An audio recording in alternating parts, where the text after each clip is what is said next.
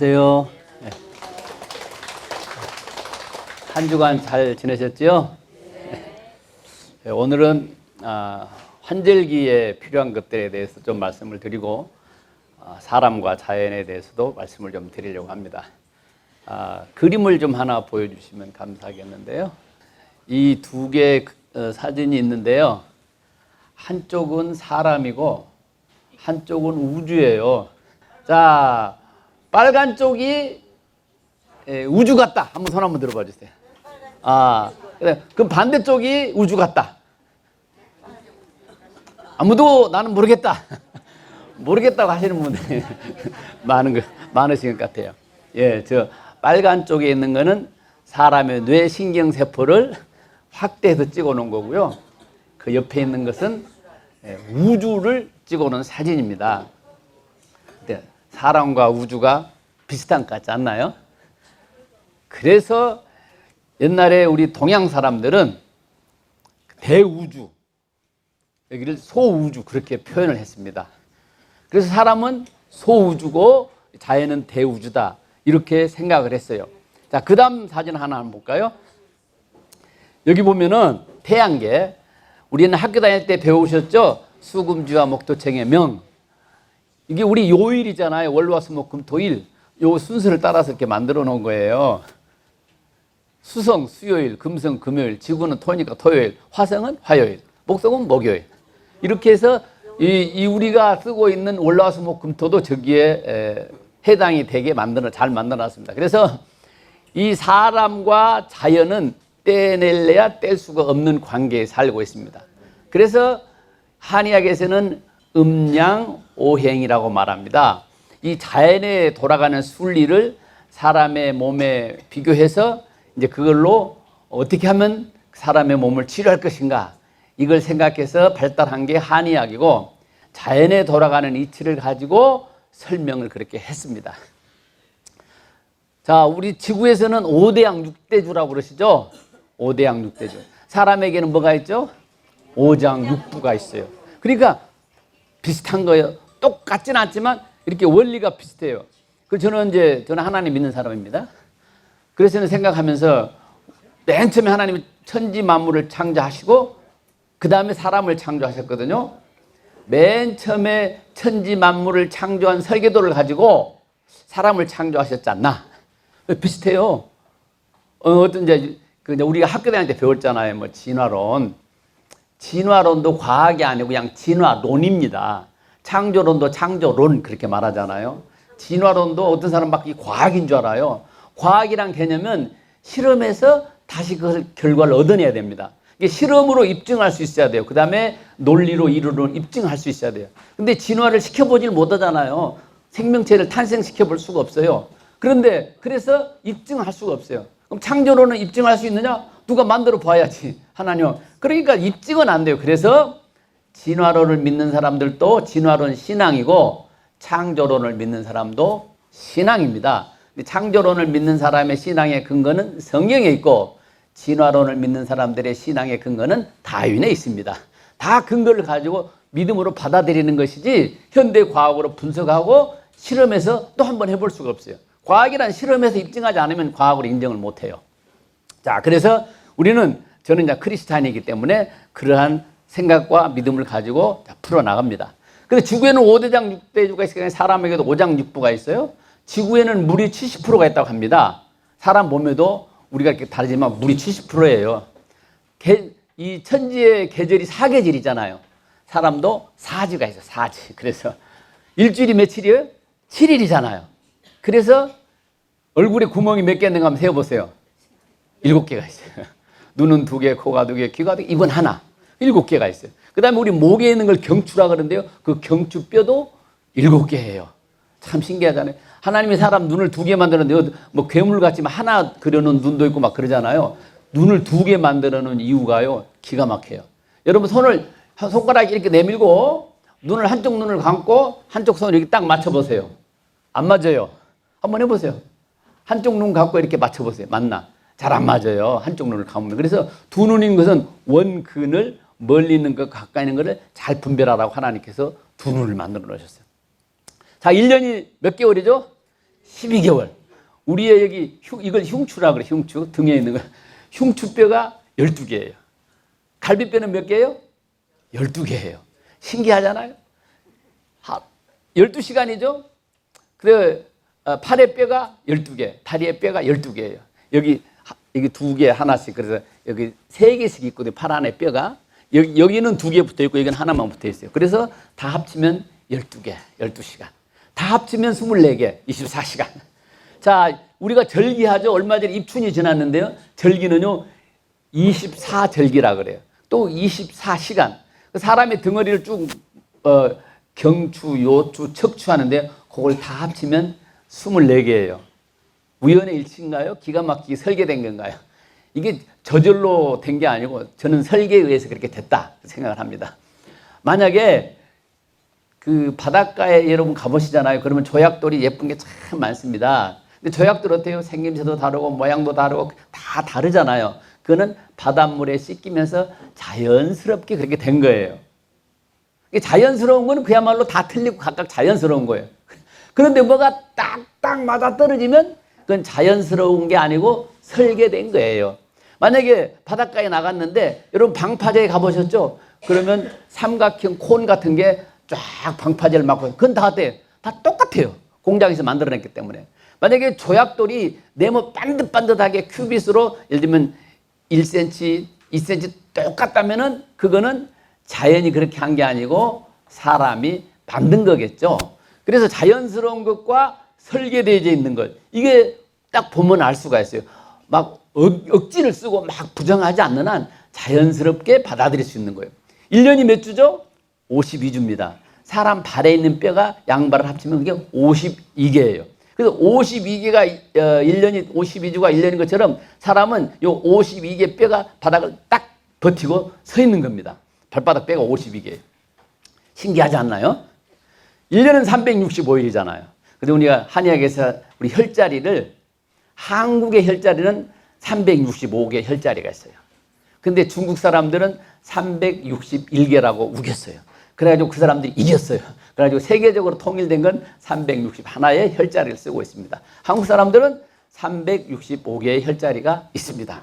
그래서 우리가 이게 자연의 이치와 사람이 너무 매치되는 부분이 많아요. 그래서 자연에 돌아가는 이치를 사람에게 적용해서 한의학에서는 이제 사람을 치료합니다. 요즘이 환절기잖아요.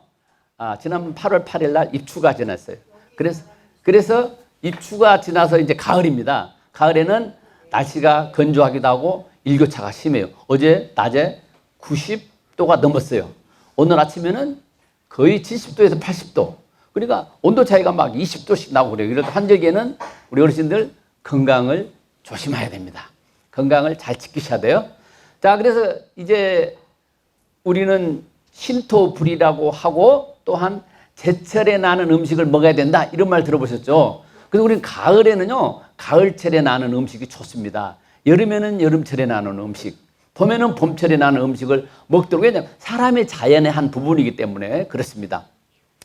그래서 여름에는 수박을 많이 드셔야 돼요. 왜? 수박은 물이 많잖아요. 여름에는 땀나서 수분도 많이 소비하니까요. 자, 그래서 이제 가을이니까 환절기에 이때 드셔야 될 반찬이 있어요. 가을에 나는 걸로 드셔야 돼요. 고추를 좀 많이 드셔야 돼요. 고추는 비타민 A, B, 그 다음에 C, 이게 굉장히 많대요. 그래서 암이나 심장병을 예방해 수 있는 성분들이 고추에 많이 들어있어요.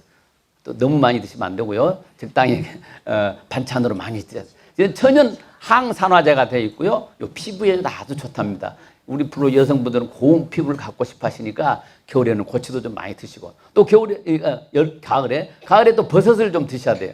버섯에는 미네랄이 많이 있고 필수 아미노산이 많이 있어요. 그래서 면역력을 높여주고 동맥경화나 혈관 질환을 예방하는데 아주 버섯이 좋습니다. 버섯 비싸지도 않아요. 마트에 가면 항상 있어요.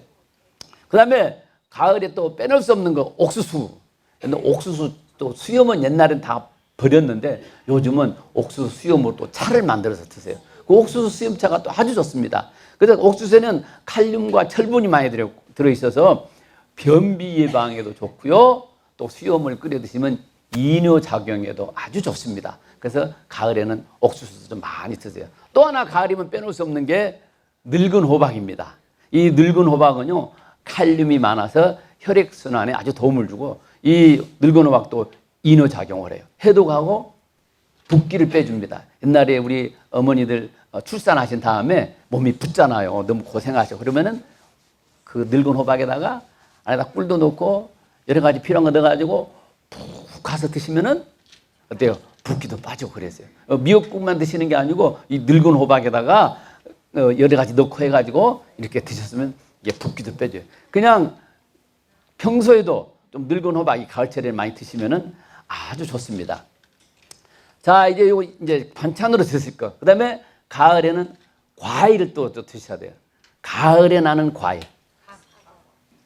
사과도 물론이죠. 저는 감도 아주 좋은 게 감입니다. 이 감은요, 이야기가 굉장히 많아요. 감은 오덕, 오색이 있다 그럽니다. 이 감은 문, 무, 충, 효, 절이라 해서 오덕이라고 합니다. 감나무는 신기한 게요, 500년 이상 살아요. 그런데 500년을 살면서도 여전히 과일을 잘 맺히는 나무는 감나무밖에 없어요. 다른 나무는 그렇게 오래 못 살아요. 이 감나무는 참 신기하고, 아우, 감, 이제 센스, 우리 선생님 너무 센스 있어서 좋다. 감 딱 사진 띄워주시네. 자, 문무충효절이라 그러는데, 문은 뭐냐? 문은 감잎사기, 옛날엔 종이가 없으니까 감잎에다가 글씨를 썼어요, 붓으로. 그래서 종이 대신에 사용했기 때문에 문이다. 그리고 무는 감나무는 굉장히 단단합니다. 그래서 쇠가 있기 전에는 그걸로 화살촉을 만들어 썼답니다. 그래서 무라 그래요. 충성하는 것은요, 감은요, 저 빨간 거 보셨잖아요.